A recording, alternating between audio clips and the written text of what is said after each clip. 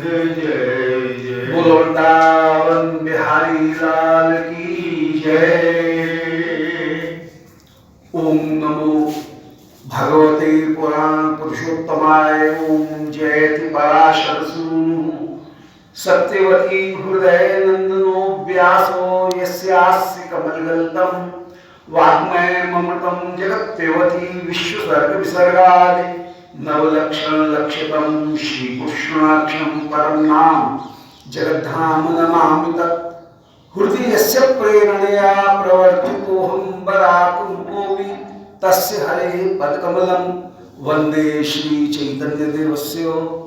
वन्देऽहं श्रीगुरो श्रीयुतपदकमलं श्रीगुरून् वैष्णवांश्च श्रीरूपं साग्रजातं सहगण रघुनाथान्वितं तं सजीवं साद्वैतं सावधूतं परिजन सहितं श्रीकृष्ण चैतन्य देवं श्रीराधा कृष्ण पादान् सहगण ललिता श्री विशाखान्वितांश्च आजानुलम्बित भुजौ कनकावदातौ संकीर्तनैकपितरौ कमलायताक्षौ विश्वम्भरौ द्विजवरौ युगधर्मपालौ वंदे जगत्प्रियकरौ करुणावतारौ वंदे कृष्णपदारविन्दयुगलं यस्मिन् कुरंगीदृशां वक्षोजपुरीकृते विलसति स्निग्धोऽङ्गरागस्वतः काश्मीरं तविशोणिमोपरितले कस्तूरिकां नीलिमां श्रीखण्डं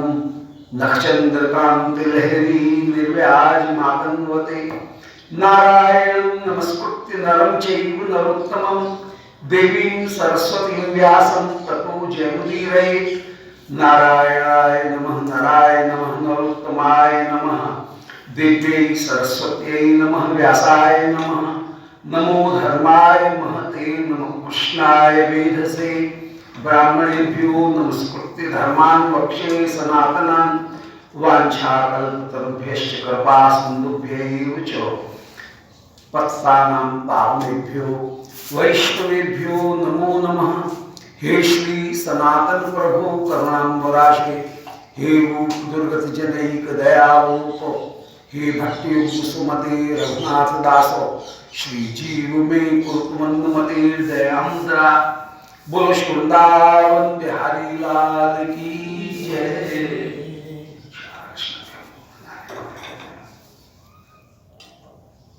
परम मंगल श्रीमद् पद्यावली।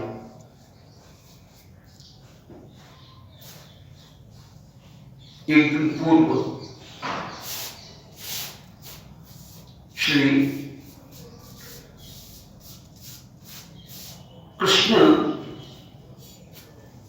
उनको दूती जैसे समझाती हुई कह रही थी। श्री प्रिया जी को दूती समझा रही थी कि अरे सखी ज्यादा ऐंठ मत कर, क्यों मांग किए जा रही है।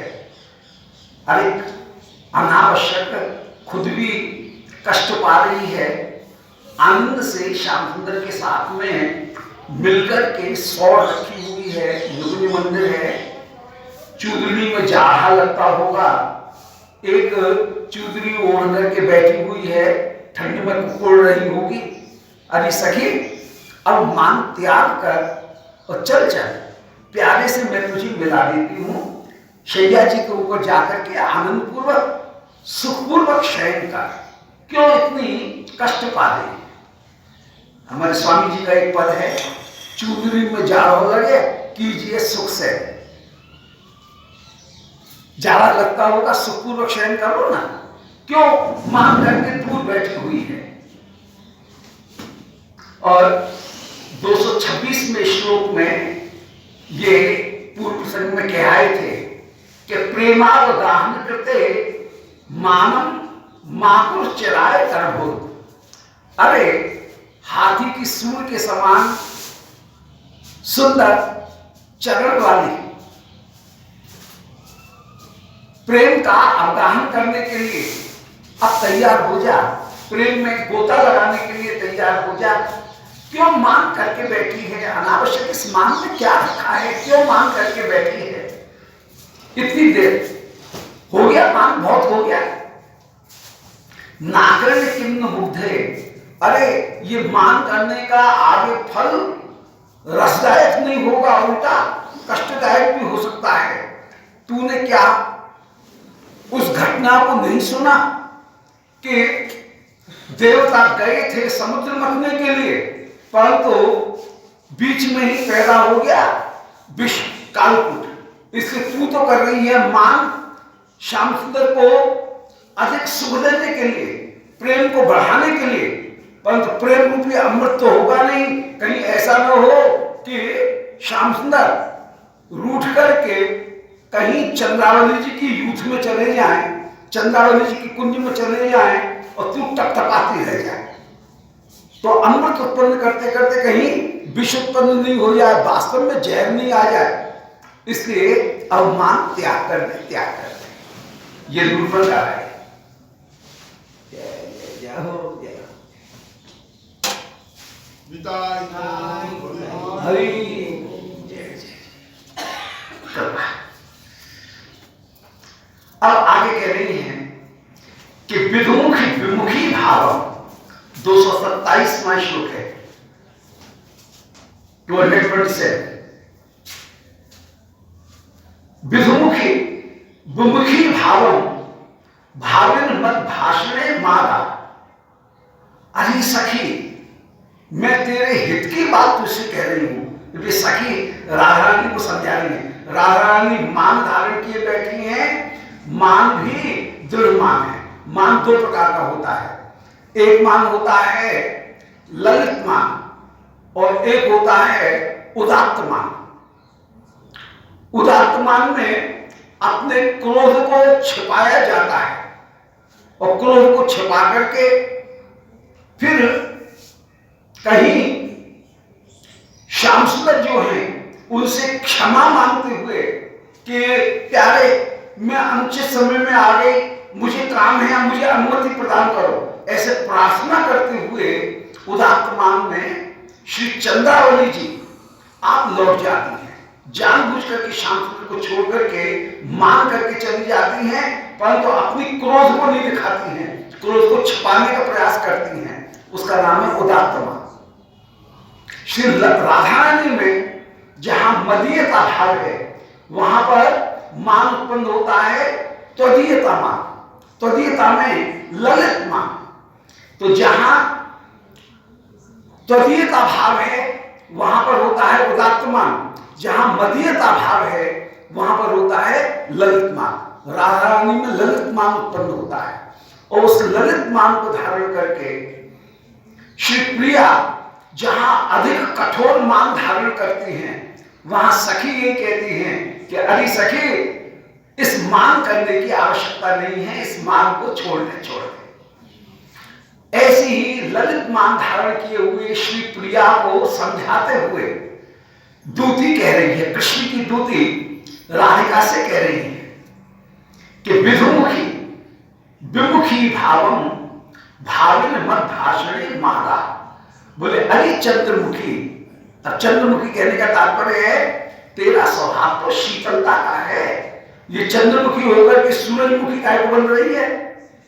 इतनी गर्म जो हो रही है, इस गर्मी का त्याग कर, इतनी बामता का अब उपयोग नहीं है। तो अरे चंद्रमुखी, जैसा तेरा नाम है, विशेषण है, वैसे ही गुणों को भी तू प्रकट कर। विमुखी भावम मागा। अरे सखी, अब श्याम सुंदर से विमुख मत हो, विमुख मत हो। हे भाविनी, भाविनी माने अरे सुंदरी। अरे सुंदरी, तू तो बड़ी सुंदरी है। देख काय को तेरे अपनी भौहों को टेढ़ा करके, नेत्रों को मोड़ करके श्याम सुंदर को न देखते हुए तू अपनी सुंदरता में क्यों भट्टा लगाती है? अरे प्यारे को कहीं प्रेममयी दृष्टि से देखेगी, तेरी कितनी सुंदर शोभा हो जाएगी, और तू मुंह बिचका करके, भौं को टेढ़ा करके, क्रोध को प्रकट करती हुई यदि अपने भाव को प्रकट करती है, तो ये तेरा जो क्रोध प्रकट करना है, ये क्रोध प्रकट करना उचित नहीं है, उचित नहीं है। ये तेरे सौंदर्य को कहीं कलंक रूप ही हो जाता है। जैसे चंद्रमा, उसमें कलंक वह उसकी शोभा को कम करता है, ऐसे ही तेरी क्रोध तेरी सुंदरता को उल्टा बिगाड़ने वाला हो रहा है, कलंक रूप बन रहा है। इसलिए मानव मां को चिराए कर भूल। अरे इतनी देर मांग करने की जरूरत नहीं है, तीन तीन खुशामद के वचन कह रहे हैं। एक कह रही है विधुमुखी, दूसरा कह रही है भामिनी। अरे भामिनी, अरे विधुमुखी, अरे चंद्रमुखी, अरे भामिनी, मेरे भाषणों को टेढ़ा मत समझ, मेरे वचन का विपरीत अर्थ मत लगा। अंत में तीसरा विशेषण देती है मूढ़े, अपने हित को ही पहचानने वाली है, ऐसी मूर्खता क्यों कर रही है? अरे मूढ़े, ये मूर्ख बनने का काम मत कर, मूढ़ बनने का काम मत कर, मत कर। अरे अपने भाग्य को तो सराहने रही है कि तुझे वो प्यारा मिला जो कि निगम नुगूढ़, वेद भी जिसका गायन कर सकने में समर्थ नहीं है, वेद से भी जिसको प्राप्त करना दुर्लभ है, ऐसे निगम नुगूढ़ कतिपय कल्याण को मिलती। न जाने कौन सा तूने अनुष्ठान किया होगा, कल्याण किया होगा, जिससे तुझे मिला है, और उस लाभ को जो प्राप्त कर रही है, जब तुझे फल प्राप्त करने का अवसर आया, उस समय तू मुंह पिचका रही है, तू टेढ़ी होकर के देख रही है, ये उचित नहीं है, उचित नहीं है। तो विमुखी भावम मत भाषणे मादा, अरे चंद्रमुखी, अरे सुंदरी, मेरे भाषण को उल्टा उल्टा मत समझ। अरे मूर्खे, कहीं ऐसा ना हो कि तेरे इस अज्ञान के कारण श्याम सुंदर अब लौट करके कहीं चंद्रावली जी के पास में चले जाएं, प्रतिपक्षाओं की कुंज में चले जाएं, अपने भाग्य की सराहना कर कि श्याम सुंदर अभी भी तेरे पास में टिके हुए हैं, तेरी प्रतीक्षा देख रहे हैं।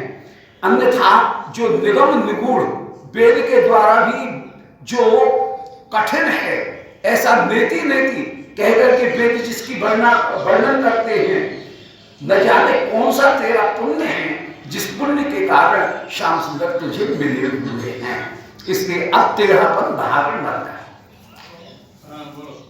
श्री प्रिया जी जो हैं, वो प्रिया जी इस बात को सुनकर के और आप उत्तर देती हुई कह रही हैं, उस दूती को डांट रही है, दूती को डांटते हुए कह रही है कि अलम अलम अघृणस्य तस्य नामना। अब शिवप्रिया में दृढ़ मान उत्पन्न हो गया है। मान तीन प्रकार का है। एक मान है सहज मान, दूसरा है मृदुमान, और तीसरा है दृढ़ मान। क्या बात है, इन सब चीजों को समझना चाहिए। सहज मान कौन सा है? बोले प्रिया का स्वभाव ही है कि वे नेति नेति वचन कहेंगे, बामता उनका स्वभाव ही है सहज में। तो ये तो उनका मना करना, निषेध, नेति नेति कहना, ये तो उनका स्वभाव ही है, और ये सना प्रेम को बढ़ाता है। उस स्वभाव को तो वे छोड़ नहीं सकती है। तो एक स्वभाव है, ये सहज स्वभाव है प्रिया का। मदन महल माती ये आदि और ही कामाने, अलवेले संग भई अलवेली, बोलत बचन सुहाने। वेद भेद बिन, नेम प्रेम बिन, नेक न मन में आने, और अछन अछन पग धरत कुंज मग, मगज रहत आसमान। ये प्रिया जी का स्वभाव, ये धीरे धीरे कुंज मग में चलती हैं, परंतु दिमाग वो सदा साथ में आसमान पर चढ़ा देता है।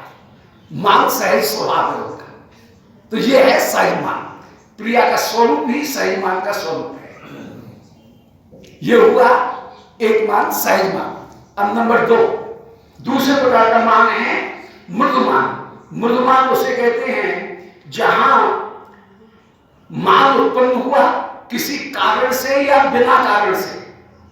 प्राय बिना कारण के मान जो उत्पन्न होता है वो सहज मान है। जहां कोई कारण हो परंतु कारण होने पर समझाने पर मान जाए उसका नाम है मृदुमान। प्रिया जल्दी से मान जाती है मृदुमान। जहां कारण हो और कारण होने पर समझाने पर भी प्रिया सही में नहीं माने वो है दृढ़ मान। यहां पर दृढ़ मान धारण करती हुई श्री किशोरी जी कह रही हैं कि अलम अलम, अरे दूती रहने दे, दूर हट मेरे सामने उस शाम का नाम मत ले। अलम अलम अघृणस्य, अरे उसमें घृणा माने दया है ही नहीं, वो निर्दय, उसके नाम को मेरे सामने मत ले। अघृणस्य, घृणा माने दया, जिसमें दया नहीं है ऐसे उसके नाम को मेरे सामने मत ले। तस्य नामना, मैं उसका नाम भी सुनना नहीं चाहती हूँ। रह सकती हैं बिना एक क्षण भी श्याम सुंदर के नहीं, पर दिखा रही है ये बोलना ना, मैं उसका नाम भी सुनना नहीं चाहती हूँ। अलम अलम नामना, उसके नाम को रहने दे। निर्घृणस्य अघृणस्य, उसमें दया नाम की तो कोई चीज है ही नहीं। हाय, हम तो उसके लिए सेवा की सामग्री सजा करके, पूरा सौंदर्य का बाजार सजा करके बैठी और वो हमारा त्याग करके हमारी सेवा को ग्रहण करना नहीं चाहता है। ऐसे का नाम भी हमारे सामने मत ले। ये कहने का तात्पर्य है दृढ़ मान उत्पन्न हुआ है। मैं सब जानती हूं। वो दूती बोली, अरे सखी मेरी बात सुन तो ले, इतनी जल्दी क्यों, मेरी बात सुन तो सही, तनिक तो धैर्य रख। श्री राधा ने कह रही हैं, अरे दूती रहने दे, मैं सब जानती हूं तू क्या कहना चाहती है।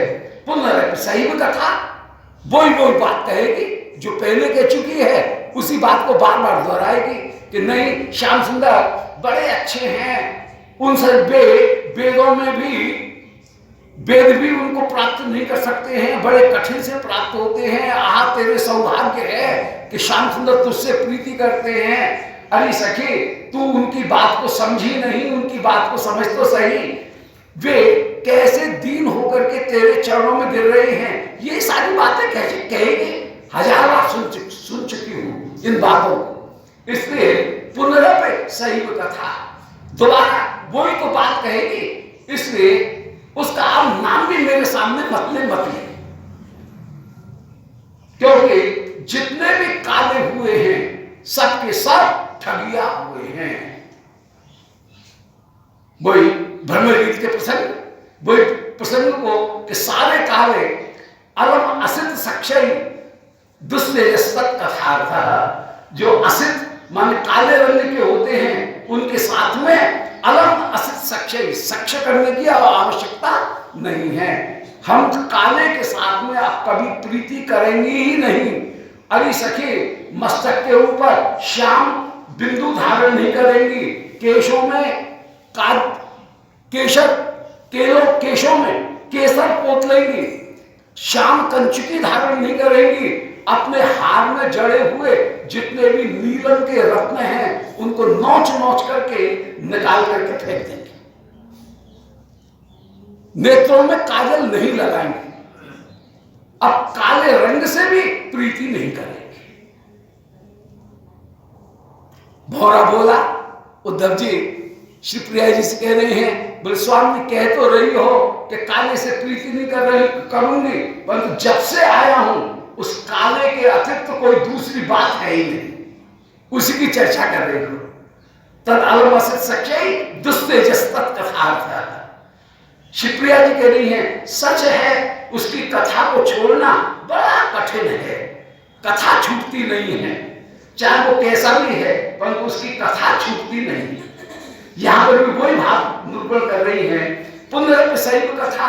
अरे उस श्याम की प्रशंसा में तू वही वो बात कहेगी, परंतु गतस्य कालः, आहा वो समय बीत गया जब कभी कृष्ण कथा सुनकर के मैं आनंदित होती थी। अब तो उस निर्दय का दर्शन करके अरे सखी पहले जैसे उसका नाम सुनते ही दौड़ करके चली जाती थी उसके पास में, कहीं नाम होता है तो कान लगा करके उसको सुनती थी, परंतु गतस्य कालः, अब वो समय कहाँ है, समय बीत गया, अब ऐसा समय कहाँ है, कहाँ है। इसलिए अलम अलम अन्यगणस्य अगणस्य तस्य नामना, उस निर्दय के नाम को भी अब लेने की आवश्यकता नहीं है। ऐसा जब कहा तो दूती एकदम चुप हो गई। जब प्रिया जी ने पूरी तरह से डांट लिया, मना कर दिया, तो दूती चुप हो गई। अब चुप हुई तो इनका नाम सुनने बिना रहा नहीं जाए। पहले तो कह रही है कि उसकी नाम भी मत ले और उसकी चर्चा सुने बिना, उसके गुण को सुने बिना रहा नहीं जाए। तो अपनी बात को पलटती हुई कह रही हैं कि कथय कथय वा तथापि दूती, हे कृष्ण दूती, ये कलहांतरिता दशा श्री प्रिया में उत्पन्न हो गई। कलहांतरिता उसे कहते हैं, कलहांतरिता नायिका वो है जो पहले तो प्यारे का अपमान कर दे और फिर पछतावा करे कि हाय प्यारे ने दूत भेजा और मैंने प्यारे की कुशल भी नहीं पूछी।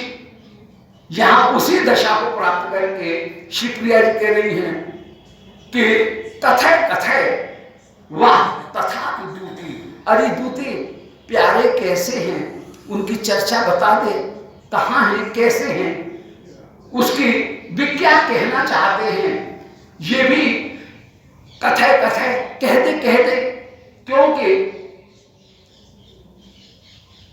प्रतिवचनम द्विषतोपि माननीयम, भाई बैरी के भी विरोधी वचनों को, प्रत्युत्तर को कभी सुन लेना चाहिए। बातचीत का रास्ता कभी भी बंद नहीं होना चाहिए। तो कह रही है कि प्रतिवचनम द्विषतोपि, जो बैरी है उसके भी प्रतिवचन को, वो भी क्या कहना चाहता है उसको सुन तो लेना चाहिए। बातचीत का रास्ता कभी भी बंद नहीं करना चाहिए।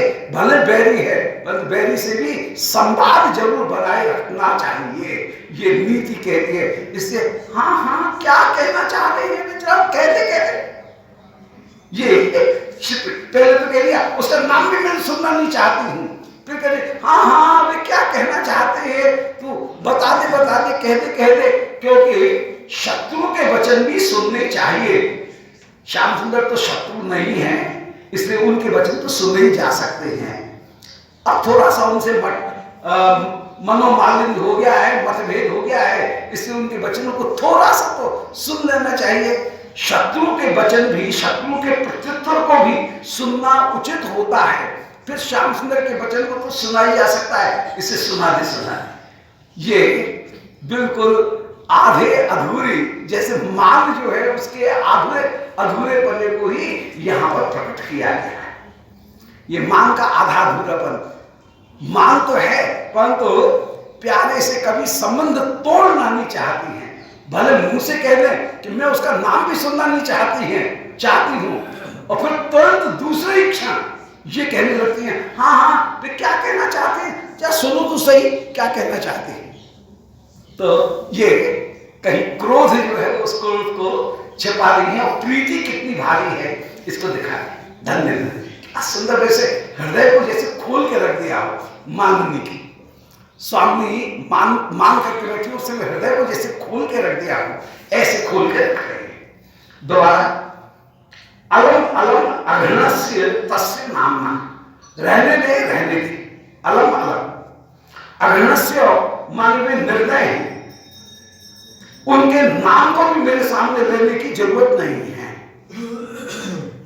पुनरपिशैव कथा, मैं सब जानती हूं, तो वही सारी बातें जिनको पहले सैकड़ों बार कह चुकी है उनको ही दोहराएगी कि वे श्याम सुंदर बड़े कृपालु हैं, वे तेरी याद करते हैं, बड़े दीन हो गए हैं। अरे सखी उनकी बात को तू समझ तो सही, वे बड़े महान हैं, ब्रजराज कुमार हैं, तेरा यौवन यह अंजलि का जल है, हाथ में ली हुई रेती के समान है, ये ऐंठ ज्यादा चलने वाली नहीं है। श्याम सुंदर तो वो है जिनका वेद भी गायन नहीं कर सकते हैं, उनके सामने इतनी ऐंठ दिखाना तुझे उचित नहीं है, उचित नहीं है। ये सारी बातें कहेगी, हजारों बार सुन चुकी हूं ये बात।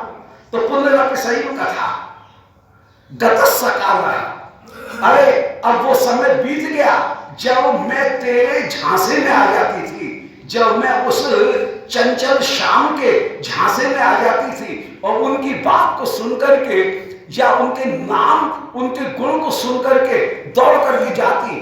अब मैंने निर्णय कर लिया, अब मैं शाम के साथ में प्रीति बिल्कुल भी नहीं करूंगी, काले रंग को ही अपने से दूर हटा दूंगी, केशों में भी केसर पोत दूंगी। शाम से कोई प्रीति नहीं, न श्याम कंचकी, न नीली साड़ी, न हार के नीलम के रत्न, किसी को भी अपने पास में नहीं आने दूंगी। अब सखी बिल्कुल चुप हो गई, रास्ता ही बंद कर लिया प्रिया ने। तो दूती एकदम चुप हो गई और उसको चुप देख करके शिवप्रिया करे, हाँ हाँ कह भाई शत्रु की बात भी सुननी चाहिए, श्याम सुंदर क्या कह रहे हैं उनकी बात भी सुन लेनी चाहिए। प्रतिवचनम दूषितों की जो उत्तर दिया जा रहा है वो शत्रु का भी सुन लेना चाहिए।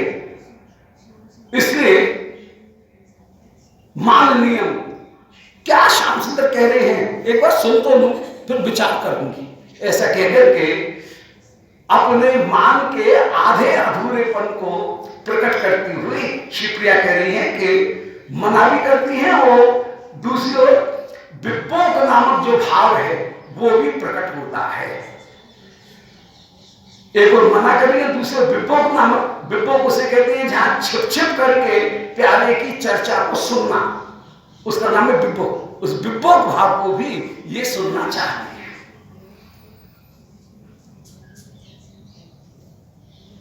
अब आगे कलहांतरता ताम दक्षिण सखी बात करो। श्याम सुंदर की दूती मानो लौट गई।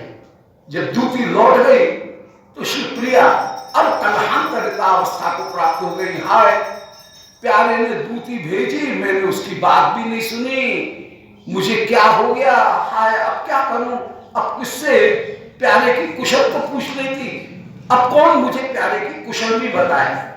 जैसे श्री किशोरी जी भ्रमर गीत में अंत में कहती हैं कि अपवत मधुपुर्याम आर्यपुत्रो धुनास्ते प्रिय सख पुनरागा प्रेसा प्रेष्टकिन, वही भाव धारण करे, हे प्यारे के सखा स्वागत है तेरा, मैं स्वागत करती हूं।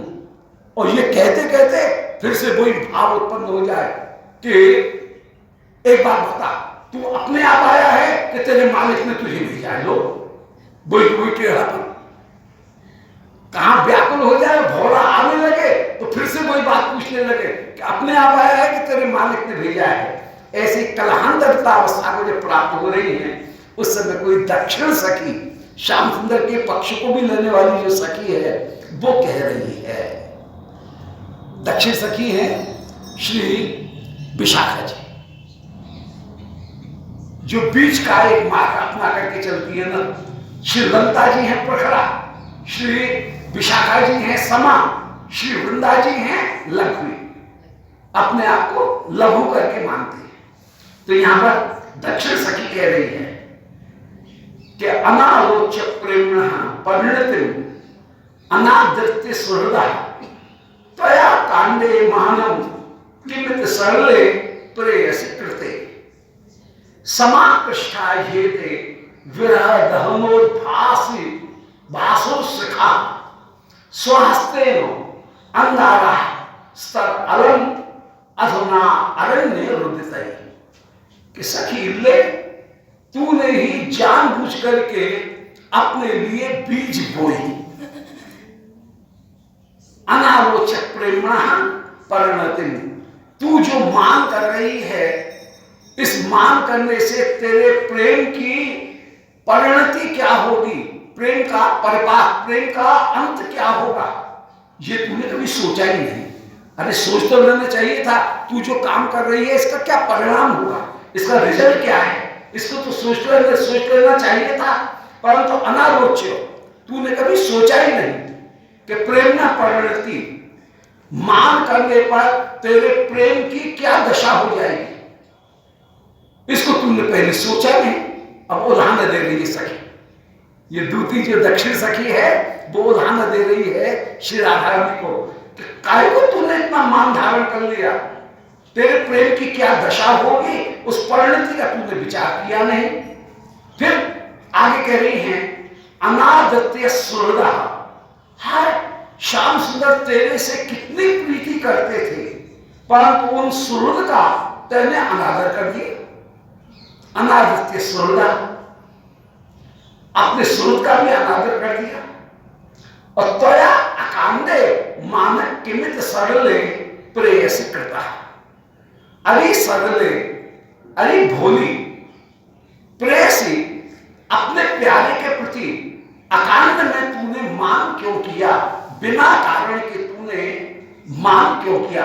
अकांड मन कोई औचित्य होकर तो ठीक, परंतु उचितता नहीं है तब भी बिना बात के तूने क्यों मान कर लिया, उसको कहते हैं अकांड मान। कोई कारण हो, ठोस कारण हो तब मान करे तो एक बात उचित है, परंतु प्यारे की बात आधी सुनी आधी नहीं सुनी इतने में मान कर लिया, ये कहां की बात। श्याम सुंदर कह रहे हैं कि हे प्रिय चंद्रानने, तो चंद्रा तो सुन लिया और आनंद ने नहीं सुना और मान करके बैठ गई कि मेरा नाम चंद्रावली थोड़ी है।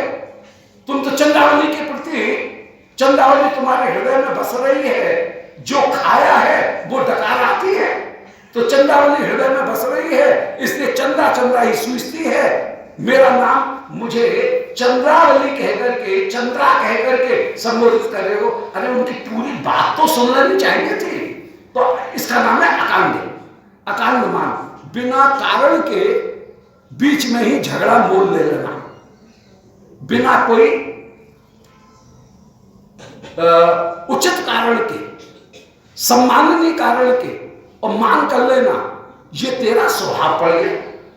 तो पुनर् अरे सखी त्वया कांडे मान किमित सरले प्रेयस कृते, अरे सरले, तूने बिना कारण के, बिना अवसर पर प्यारे के प्रति, प्रेयसी माने प्यारे के प्रति, क्यों तूने मान धारण कर लिया। किमिति मान करता, तेने क्यों मान धारण कर लिया। और मान धारण करके अब भोग जैसा तूने किया उसका परिणाम अब तू भोग। ये सखी उदाहरण दे रही है श्री राधा रानी को कि समाकृष्टा हेते विरह दहनो भासुर शिखा, दहन माने अग्नि की, भासुर माने तेजस्विनी जलाने वाली, शिखाओं को, शिखा माने लपट, तो विरह रूपी अग्नि की जलाने वाली लपटों को तूने समाकृष्टा, अपने आप ही अपने पास में बुला लिया। अब ले उसका मजा, तूने जो किया उसको भोग। ये सखी कह रही है कि समाकृष्टा हेते, हेते माने ही, हेते माने ये, तूने ये विरह की अग्नि की जलाने वाली, भासुर माने जलाने वाली, तेज शिखा माने लपटों को तूने समाकृष्टा, स्वयं ही आकर्षित कर लिया था। स्वहस्ते, अपने हाथ से ही तूने इन ज्वालाओं को अपनी ओर आकर्षित किया है। अब उसका फल भोग। अंगारा, ये अंगारे तूने अपने आप ही अपने हाथ से पकड़े हैं। तब अलम अधुना अरण्य रुदित, इसलिए अब जंगल में रोने की कोई आवश्यकता नहीं है। अरण्य रुदन, वाइल्ड क्राई, ये जो वाइल्ड क्राई है इसको करने की अब जरूरत नहीं है। ये अरण्य रुदन, ये जंगल का जो रोना है, वो जंगल का रोना अब बंद कर, बंद कर। तूने क्यों अपने हाथ से अपने आप ये आफत मोल ले ली, अपने हाथ से तूने लिया। अब अरण्य रोदन करने से क्या लाभ, इसलिए कह रही है कोई लाभ नहीं है, अलम माने लाभ नहीं है, अधुना माने अब, अरण्य रोदतई, इस अरण्य रोदन से अब कोई लाभ नहीं होगा, नहीं होगा। क्या सुंदर ये यहाँ पर अक्षयोक्ति अलंकार का प्रयोग करते हुए कि माने विरह जो है वो ही नहीं, रूपक अलंकार का प्रयोग है कि विरह की अग्नि की ज्वालाओं को तूने अपने आप ही अपना लिया है। विरह ही अग्नि है और इस अग्नि की ज्वालाओं को माने इसके परिणाम को तूने अपने आप ही अपना लिया। ये अतिशयोक्ति और रूप का अतिशयोक्ति मिलाकर के, रूपक और अतिशयोक्ति इन दोनों को मिलाकर के एक अलंकार होता है, उसका नाम है रूप का अतिशयोक्ति। रूपक भी है, अतिशयोक्ति भी है, मेटाफर भी है और साथ ही साथ में हाइपरबोल भी है। दोनों ही एक साथ आ रहे हैं, मेटाफर और हाइपरबोल दोनों। तो विरह रूपी दहन, ये दो हो गए मेटाफर, रूपक, और भासुर शिखा, ये हो गई अतिशयोक्ति। मान उसका ही परिणाम अब तुझे भोगना पड़ेगा। हाइपरबोल ये यहाँ पर उसका परिणाम तुझे भोगना पड़ेगा। दोबारा सुन लें। अनालोच्य प्रेमणा परिणति, तेरे मान करने से प्रेम की क्या दशा होगी, उस परिणाम को तूने अनालोच्य, तूने देखा नहीं। अनादृत्य सुहृदा, तेरा सुहृद होने पर भी उसका तूने अनादर किया। कोई अपने सुहृद का अनादर करता है क्या? फिर त्वया अकांते मानक किमिति प्रेयसी कृता, अरे सरले प्रेयसी माने कृष्ण के प्रति, प्रेमी के प्रति तूने अकांत माने अनवसर पर, बिना अवसर पर ये मान क्यों किया? समाकृष्टा हेते, अब मान करने का आप फल भोग। समाकृष्टा माने तूने अपने आप ही आकर्षण किया है। विरह दहन, विरह रूपी अग्नि की भासुर शिखाओं को, इन जलाने वाली लपटों को तूने स्वयं ही आकर्षण किया है। अब स्वास्थ्य में अपने हाथ से तूने अंगारा, अंगारों को पकड़ा है, अंगारों को पकड़ा है।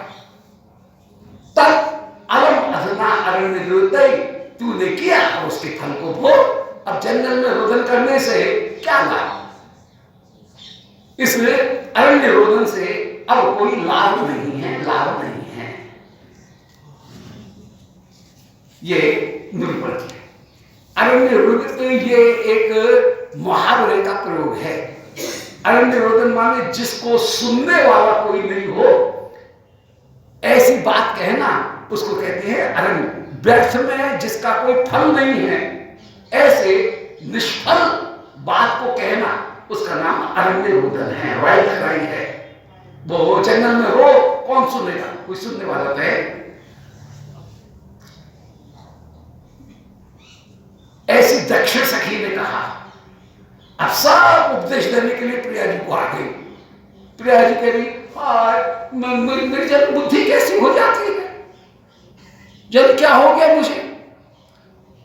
तो ये कहते ही श्याम सुंदर के पक्ष की, श्याम सुंदर के पक्षी नहीं है तो इनके पक्ष की, परंतु दिखा रही है जैसे मैं श्याम सुंदर के पक्ष की हूं, और प्रिया को ही सारा दोष देती हुई कि कहीं प्रिया दोबारा मांग नहीं कर बैठे।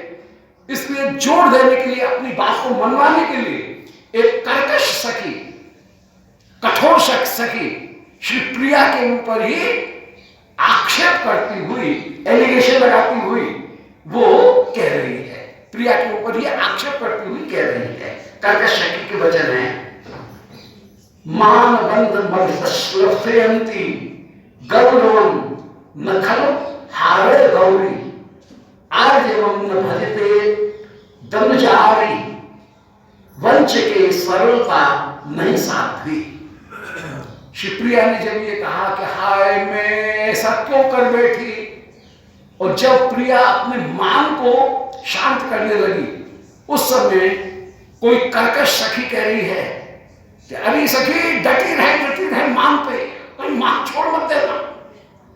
जब देखा कि प्रिया मान छोड़ने लगी तो दूसरी सखी फिर से उनको मान धारण करने के लिए तैयार करती हुई, प्रोत्साहित करती हुई वो सखी कह रही है कि मान बंध मवितश्वसयन्ति, अरे सखी मेरा तो सारा मेहनत तेने 1 मिनट में ही सब धो डाली और मान बंध को त्याग किया। मैंने तुझे जैसे तैसे तो श्याम सुंदर से मान करने के लिए तैयार किया था, पक्का किया था, परंतु एक क्षण में ही तेरा सारा मान टूट गया। और दूसरी सखी ने जब ये कहा, दक्षिण सखी ने कहा कि तूने अपने प्रेम की परिणति नहीं देखी, श्याम सुंदर के साथ में बैर कर लिया, अब अकांड में मान कर लिया, ज्वाला तूने अपने आप ही अपने लिए लगा ली है। और ये सुनकर के प्रिया का मान जब एकदम शांत होने लगा तो उनके मान को रोके रखने के लिए श्री कर्कशी जो सखी है वो उस मान को थोड़ा और आगे बढ़ाने के लिए, क्योंकि वो देखना चाहती है कि श्याम सुंदर तब यहां पास में आकर के प्रिया के चरण में रख करके सिर और प्रार्थना करें कि देहि पद पल्लव मुदारम, देहि पद पल्लव मुदारम, ये प्रार्थना करें, इस शोभा का दर्शन करना वो कर्कश सखी चाह रही है। इसलिए शिवप्रिया को कहती हैं थोड़ी देर मान पर और डटी रहे, बस इतने में श्याम सुंदर पराजित हो जाएंगे और यहां आकर के प्रणाम करने लगेंगे। तो वही कह रही है कि मान बंधम अविवस्वथयन्ति, अरे सखी तू अपने मान बंध को क्यों शिथिल कर रही है? अभी तक मन पूरी तरह से मान बंधम, अपने मान को अभी तक माने सभी ओर से, मन पूरी तरह से क्यों श्रोथयन्ति, क्यों शिथिल कर रही है? गौरव न खलो हारे गौरी, अरे गौरी, अरे सुंदरी, अपने गौरव को इतनी जल्दी पराजित मत होने दे। तू जो बड़पन धारण करके बैठी है, ऐंठ धारण करके बैठी है, इस ऐंठ को तू इतनी जल्दी त्याग मत कर, अपने मान को धारण करके रख, अपने जो टेढ़ापन है उस टेढ़ेपन को धारण करके रख, जो क्रूडनेस है उसको कहीं मेंटेन कर, ये कहने का तात्पर्य है। तो गौरव न खल हारे गौरी, अरे गौरी तू अपने गौरव को हारे मत, हारे मत। आर्यवम न भजते धनुजारी, श्याम सुंदर तो शत्रुओं के बैरी हैं और उनका स्वभाव सरलता से मानने वाला नहीं है। दुष्टों के साथ में लड़ते लड़ते वे तो कठिन चित्त हो गए हैं। इसलिए श्री श्याम सुंदर उनके साथ में तो कठोरता का व्यवहार करना चाहिए, वे इसके लिए ये ही उनकी आदत पड़ गई है, कठोरता को सहन करना ये उनकी आदत पड़ गई है। इसलिए उनके लिए सरल बनने की जरूरत नहीं है। आर्यवम न भजते दनुजारी, दनुजों के शत्रु, राक्षसों के शत्रु वे श्री श्याम सुंदर सरलता के पात्र नहीं हैं, उनका स्वभाव ही कठोरता का हो गया है। इसलिए उनके साथ में तो कठोरता रखना ही उचित है, क्योंकि सरलता वंचिके सरलता नहीं साध्वी, अरे साध्वी जो ठगिया है उसके प्रति सरलता का व्यवहार नहीं करना चाहिए। शास्त्र कहता है कि शठे शाठ्यम समाचरे, शठ के प्रति शठता का ही व्यवहार करना चाहिए, टिट फॉर टैट होना चाहिए। ये जो प्रॉवर्ब है उसको कहीं न कहीं अपनाना चाहिए। शठे शाठ्यम समाचरे, शठ के प्रति शठता का ही व्यवहार निरंतर निरंतर रखना चाहिए, ये कहना चाहिए।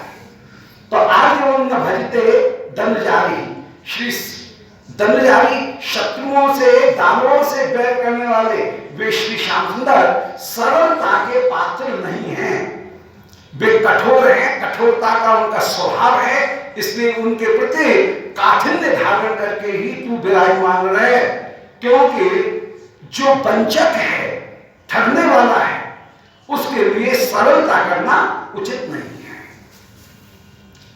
एक अलंकार होता है, उसका नाम है अर्थांतरन्यास। यहां अर्थांतरन्यास अलंकार है। सामान्यं वा विशेषो वा यदन्येन समर्थ्यते यत् सोर्थांतरन्यास। अर्थांतरन्यास का लक्षण दिया गया है कि जहां कोई विशिष्ट बात कहते हुए सामान्य सिद्धांत की स्थापना की जाए या सामान्य सिद्धांत कहकर के किसी विशिष्ट लक्षण को दिया जाए, उसका नाम अर्थांतरन्यास होता है। जो नॉर्मल है, स्पेसिफिक है, उसके लिए जनरल और जनरल के लिए स्पेसिफिक दृष्टांत देना। जनरल का वर्णन करके एक स्पेसिफिक बात को कहना और एक स्पेसिफिक बात को कह करके फिर एक जनरल सिद्धांत को दे देना, वहां पर अर्थांतरन्यास होता है। जैसे यदि कहा जाए कि देवदत्त एक मनुष्य था, वो मरा, मायादत्त एक मनुष्य था, वो मरा, ब्रह्मदत्त भी एक मनुष्य है, वह भी मरा, इसलिए मनुष्य मरणशील है। कुछ विशेष उदाहरणों को देकर के अंत में एक निष्कर्ष की बात कह दी कि मनुष्य मरणशील है, मैन इज मॉर्टल, जैसे ये कह दिया गया। तो विशेष का वर्णन करते हुए जहां सामान्य सिद्धांत का वर्णन कर दिया जाए, वहां पर अर्थांतरन्यास अलंकार होगा। इसी प्रकार पहले कोई एक सामान्य लाइन कह दी कि मनुष्य मरणशील है, क्योंकि देवदत्त एक मनुष्य है इसलिए वो भी मरेगा। तो सामान्य के द्वारा विशेष का या विशेष के द्वारा सामान्य का जहां समर्थन किया जाए, वहां पर अर्थांतरन्यास अलंकार होता है।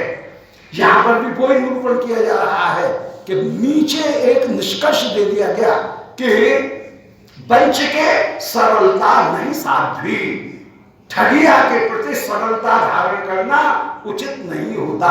ये एक यूनिवर्सल ट्रुथ, इसको सामने रख दिया गया। तो ये एक सामान्य, ये अर्थांतरन्यास अलंकार का यहां पर प्रयोग किया गया है कि तू प्यारे के प्रति, ये विशेष की बात कर रही है, पहले विशेष का वर्णन फिर एक सामान्य सिद्धांत। विशेष का वर्णन करते हुए कह रहे हैं कि मानव तू प्यारे के प्रति मान बंध को, अपने मान को शिथिल कर रही है। अरे गौरव को इतनी जल्दी बहर मत जाने दे, गौरव को धारण करके रख, क्योंकि श्याम सुंदर आजीवन न भजते, वे सरलता के पात्र नहीं है। और अंत में एक सिद्धांत दे दिया कि वंचक के प्रति सरलता धारण करना यह उचित नहीं होता। पहले एक स्पेसिफिक बात को कहते हुए फिर एक जनरल बात, जनरल सिद्धांत, उसको यहां पर प्रस्तुत कर दिया गया। इसलिए अर्थांतरन्यास अलंकार का यहां पर सुंदर प्रयोग हुआ है, बहुत अच्छी तरह से। आगे कह रही हैं, ताम प्रति श्री राधिका वाक्य, ऐसी जो मान का उपदेश करने वाली सखी है, उस सखी की बात को सुनकर के अब श्री राधिका कह रही हैं। मान राधिका जी जैसे श्री ललिता जी से कह रही है, ललिता उपदेश कर रही है, अरे सखी मान को बस पकड़े रख, मान को छोड़े मत, शिथिल मत होने दे, मान को डांट करके रख। तो उस समय श्री ललिता जी के उपदेश को स्वीकार करके श्री प्रिया कहने लगी, बोले अरे सखी तू बार बार मुझे मान धारण करने के लिए आग्रह कर रही है, विवश कर रही है, तू ठीक ही कह रही होगी, इसलिए मैंने अब दोबारा मान ग्रहण कर लिया, अब दोबारा मान धारण करके मैं बैठी हुई हूं। कैसे? बोले अरे सखी हृदय तो यद्यपि कुछ गड़बड़ हो रहा है, पिघल रहा है, परंतु फिर भी मैं अपनी चेष्टाओं में तो माननी होने की चेष्टा ही धारण करूंगी। कैसे? बोले भ्रूभंगो गुणतश्चरम, अपनी भौं को टेढ़ा कैसे रखा जा सके बहुत देर तक, इसका अब खूब अभ्यास कर रही हूं।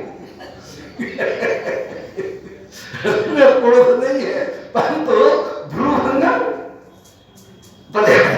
भ्रूभंगो गुणतश्चरम, भौं का टेढ़ापन, उसको मैंने चरम माने बहुत काल तक गूंथ करके रखने का प्रयास किया है कि भौं टेढ़ी ही बनी रहे। कितनी देर तक भौं टेढ़ी, तो दर्पण के आगे खड़ी होकर के क्रोध का भाव धारण करके कैसे भौं टेढ़ी है, इसका खूब अभ्यास कर रही हूं कि भौं टेढ़ी बनी रहे।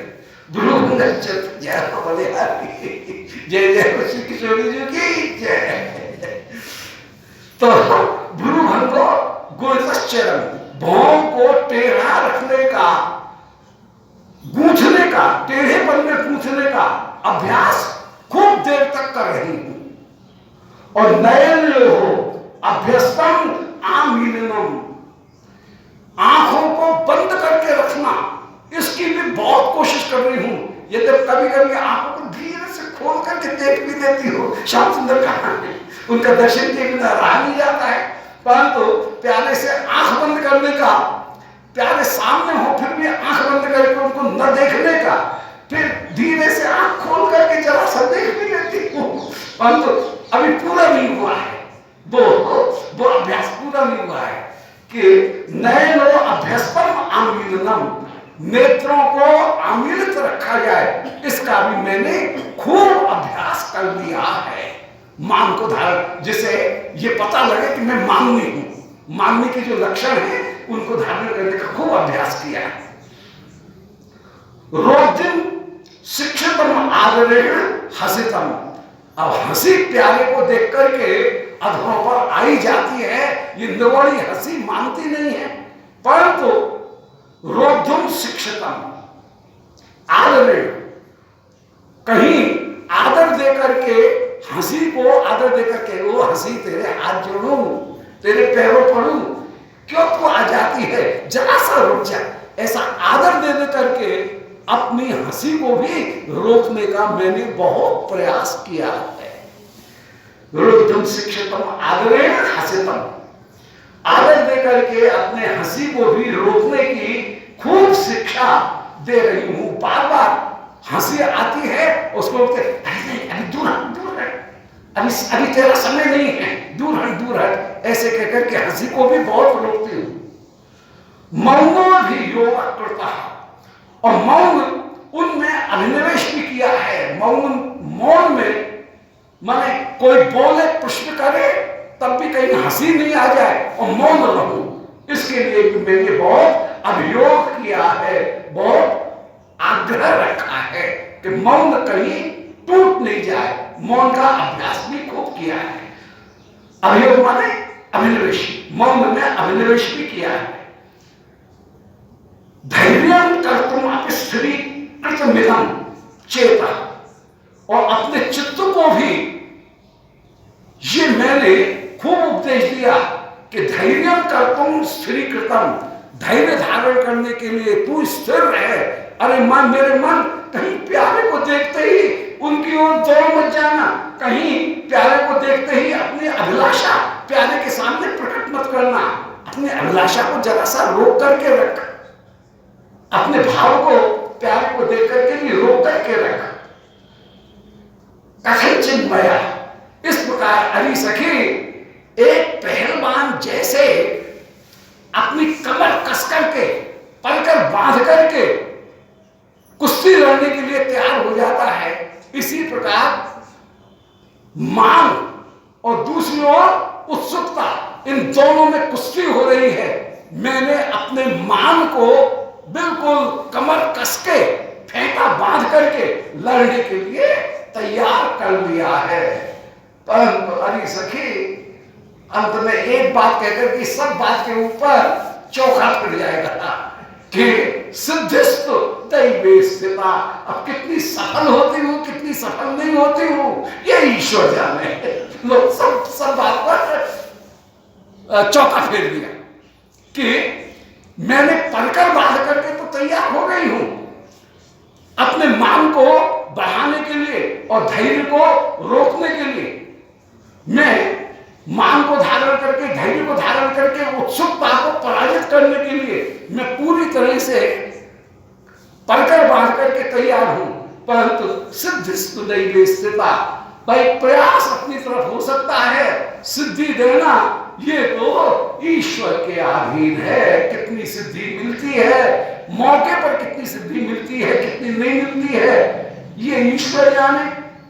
जैसे एक योद्धा, एक खिलाड़ी, एक प्रतिद्वंदी जब खेल के मैदान में उतरता है तो वो तो पूरे मोराल को लेकर के उतरता है, पूरे जोश को लेकर के उतरता है। अब सिद्धि कितनी मिले कितनी नहीं मिले ये तो मौका जाने, दैव के ऊपर है। ऐसे मैंने कमर तो पूरी तरह से कस रखी है, अब सिद्धि कितनी मिलेगी, श्याम सुंदर आएंगे उस समय कितना मान धारण कर सकती हूं, ये दैव जाने, ईश्वर जाने। बोलो वृंदावन स्पष्ट है कि श्याम सुंदर जब सामने आ जाएंगे तो श्याम सुंदर के सामने आ जाने पर फिर सिद्धि नहीं रहेगी। माने इस मान को धारण, प्यारे के सामने मान को धारण किए रहना यह संभव नहीं है। दोबारा सुनने के बाद बड़े एकदम अद्भुत मास्टरपीस श्लोक है, अद्भुत श्लोक कि अरे सखी, जो कर्कश सखी है उसको उत्तर देती हुई कह रही है, जो मान का उपदेश दे रही थी, मान को छोड़ना मत, मान को डांट करके रख, धैर्य धारण करके रख, मान को छोड़ना मत। तो उससे कह रही है, बोले हाँ तू जो कह रही है बिल्कुल ठीक है। भूभंगो गुणतश्चरम, मैंने अपनी भौं को टेढ़े रखने का, टेढ़े गूंथे रखने का बहुत दिन तक, देर तक दर्पण के सामने रह करके खूब अभ्यास किया कि भौं टेढ़ी रहे, उनमें कहीं सरलता नहीं आ जाए। नयनो अभ्यस्तम आमिलम, नेत्र बंद करके भींच करके आंख रखूंगी, खोल करके देखने की जो इच्छा होती है कि तभी खोल करके देख लूं, सो भी नहीं, आंखों को बंद करके ही मैं रखूंगा, ये रखूंगी, इसका खूब अभ्यास किया है।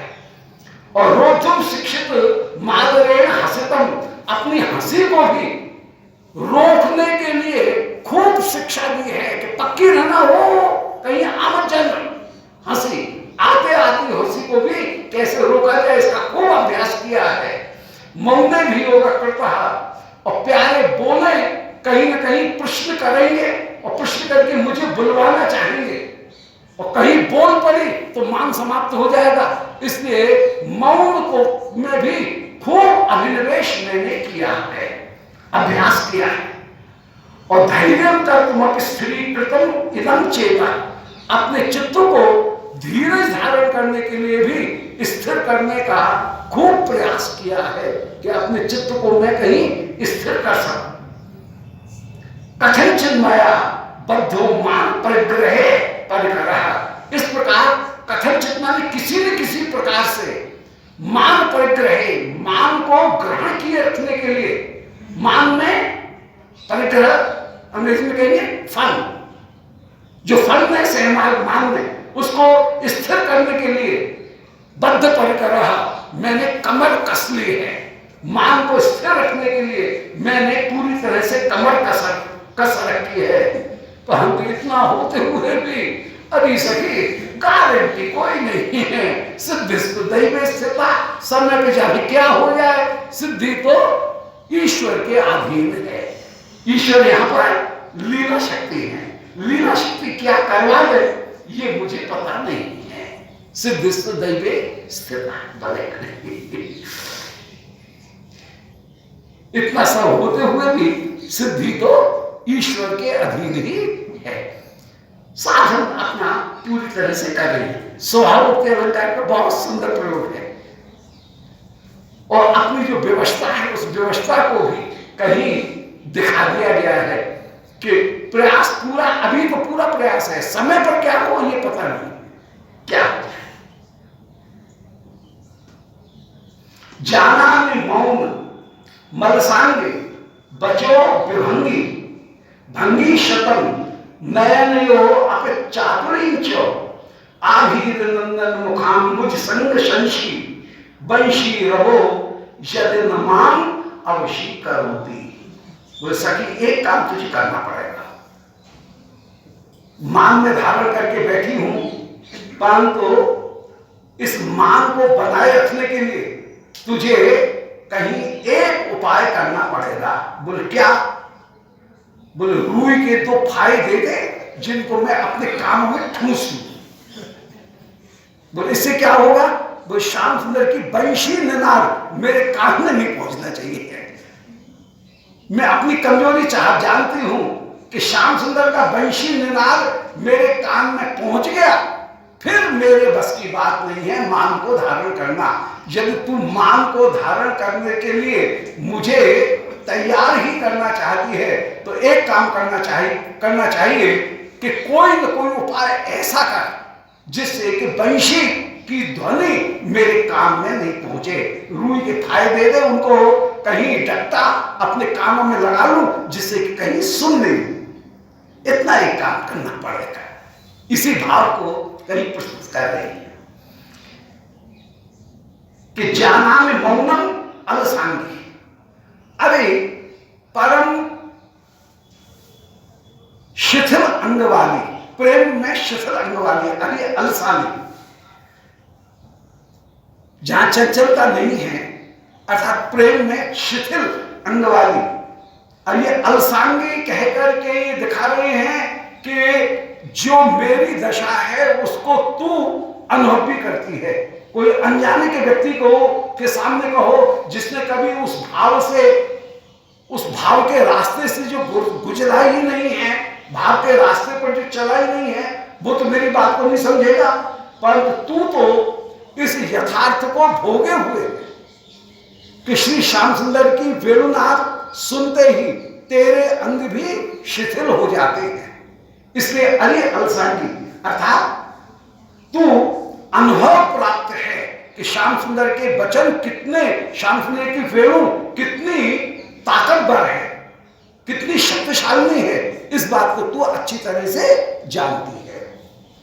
जाना में मौनम, अरे अलसांगी, अरे श्याम सुंदर की वेणुनाद की महिमा को जानने वाली और वेणुनाद को सुनकर के शिथिल अंग होने वाली अरे सखी, मुझे अब मौन का उपदेश मत कर। मौन धारण करना भी मैं जानती हूं, मौन क्या होता है इसको मैं जानती हूं। तो जाना में मौनम, मैं मौन को जानती हूं। बचो विभंगी भंगी शतम, श्याम सुंदर यदि कोई बात कहे तो उनकी बात का टेढ़े होकर के कैसे उत्तर दिया जाए, माननी कैसे उत्तर देती है, इस बात को भी मैं अच्छी तरह से जानती हूं। श्याम सुंदर कहेंगे तो उनको उल्टे उल्टे कैसे जवाब दिया जाए, उल्टा उल्टा जवाब कैसे दिया जाए, इस बात को भी वाणी की बचा माने वाणी की विभंगी भंगी, उनके टेढ़ेपन को कैसे प्रस्तुत किया जाए, इस बात को भी मैं अच्छी तरह से जानती हूं। नयनयो अपि चातुरी बई, और नेत्रों की चतुरता भी मैं जानती हूं कि नेत्रों के द्वारा कैसे मना किया जाए। बोलने में भी मना होना चाहिए, मौन में भी मना होना चाहिए। इन सब को मैं तीनों चीजों को जानती हूं। कैसे मौन धारण किया जाएगा, कैसे जवाब भी देना हो, कभी बोलना अनिवार्य भी हो, तो कैसे उल्टी उल्टी बात कहकर के वाणी की भंगिमा के द्वारा कैसे निषेध किया जाए, इस बात को भी मैं जानती हूं। और नयनयो अपि चातुरी च, नेत्र की चतुरता भी मैं अच्छी तरह से जानती हूं। और इस तरह मान धारण करने में मैं समर्थ हूं, परंतु बस शर्त एक है, परंतु लगाते ही सारी बात पर पोता फिर जाए। वे बड़े अच्छे हैं परंतु खत्म, परंतु कहते ही जैसे जो प्रशंसा की वो सबके ऊपर पोता फिर जाए, ऐसे ही यहां पर कह रहे हैं मैं मान करना खूब अच्छी तरह जानती हूं, परंतु कहते ही सब समान कि आभीर नंदन मुखाम्बुज संग संशी। आभीर नंदन श्री गोप कुमार अभिमन्यु गोप, श्री ब्रजराज नंद उनके पुत्र गोप कुमार, उनके मुख अंबुज, मुखरूपी कमल, उसके संग का को ग्रहण करने वाली वंशी रवा, वंशी का जो निनाद है, यदि माम अवशी करोति, वंशी का निनाद यदि मुझे विवश नहीं कर देता है तो मैं मान को बहुत अच्छी तरह से धारण कर सकती हूं, पर श्याम सुंदर की वंशी बीच में आ गई तो फिर मैं कह सकती हूं कि क्या होगा क्या नहीं होगा, मान धारण कर सकूंगी या नहीं कर सकूंगी। इसलिए इसका उपाय तुझे करना पड़ेगा, कोई रुई के फाये दे करके मेरे कानों में डट्टा लगा दे, जिससे बेलनाद को मैं नहीं सुन सकूं। यदि वंशीरव मुझे विवश नहीं कर देता है, ये यहां पर जो वंशीरव विवश करने वाला है, स्वभाव के अलंकार का बड़ा सुंदर प्रयोग है। अब आगे कह रही है एक कि सत्यम श्रोमि सखी नित्य नव प्रियोसव गोपा तथापि हृदय मदनोद्योति युक्त्या कथंचन शमम गमिते तस्मिन् मां तस्य काल मुरली। वही उसी श्लोक का भाव है कि सत्यम श्रोमि सखी, वो सखी तुझसे सच सच कहती हूं, मैं इस बात को सुनती हूं, नित्य नव प्रियोसव, कि श्री श्याम सुंदर नित्य नवीन है, इस बात को मैं बहुत अच्छी तरह से सदा से सुनती रही हूं कि श्याम सुंदर नित्य नवीन है, नित्य नव प्रियोसव, श्याम सुंदर नित्य नवीन प्यारे हैं, इस बात को मैं सत्यम श्रोमि अच्छी तरह से सदा सुनती रही हूं। गोपा, वे श्याम सुंदर नवप्रिय गोप है। तथापि हृदय मदनोद्योति, फिर भी मेरा हृदय यह कामदेव दुख देता है। मदन मन कामदेव मेरे हृदय को दुख दे रहा है। प्यारे नित्य नव हैं, इस बात को मैं सदा से सुनती रही हूं, सदा से सुना है, तो अब कामदेव से दुखी नहीं होना चाहिए था। ये बात सुनी भोगी हुई है, पहली बार हो तब तो कोई बात कह सकता है, परंतु जिस बात को सदा सुना है तब तो मन दुखी नहीं होना चाहिए। परंतु युक्त्या कथंचन शमम गम्यते तस्मिन्, आज वेणुनाद के युक्त्या कथंचन शमम गम्यते तस्मिन्, मेरा हृदय शमम गम्यते की, मेरा हृदय शम अवस्था को प्राप्त होता है। शम का तात्पर्य है विषयों से चित्त को रोकना और कृष्ण एक जगह ही चित्त को लगाना, पर ब्रह्म में ही चित्त को लगाना, इसका नाम है शम।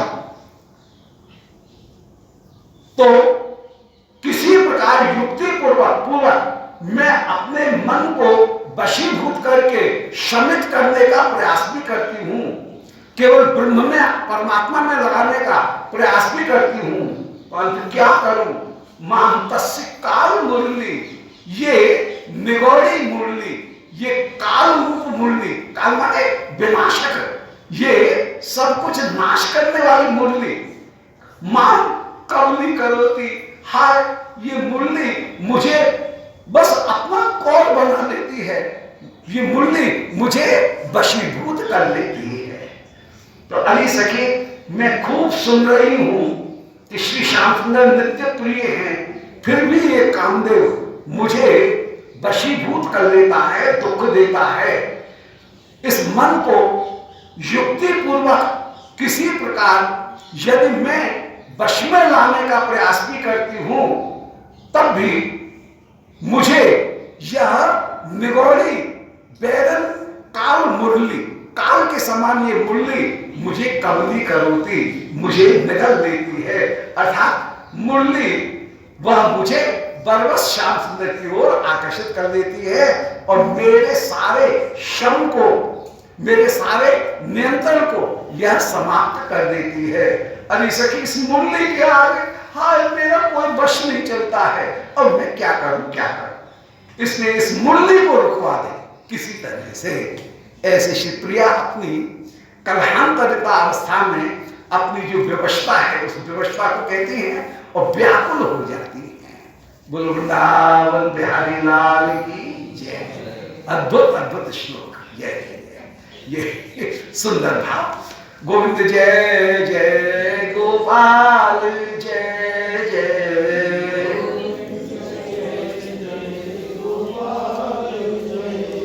श्री रमण हरि गोविंद जय जय, राधा रमण निताय गौर हरि